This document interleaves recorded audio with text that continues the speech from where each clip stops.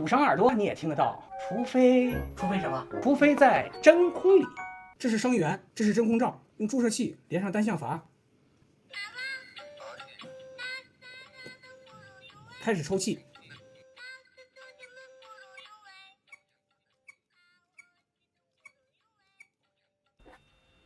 声音真的小了很多啊，这是为什么？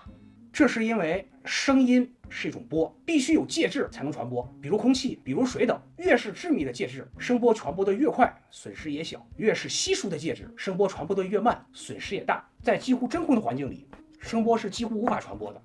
利用声波这个性质可以帮很多忙，比如医院的彩超就是利用超声波在不同介质里传播速度不一样的特性，可以看到患者肚子里的器官情况，还有怀孕后小宝宝的样子。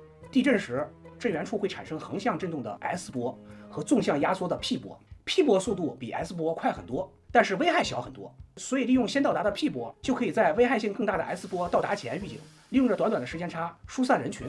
很多动物也可以感知 P 波，这也是很多动物可以预测地震的科学根据。你这么看着啥意思？我想到另外一种听不到你唱歌的好恰似你的吻。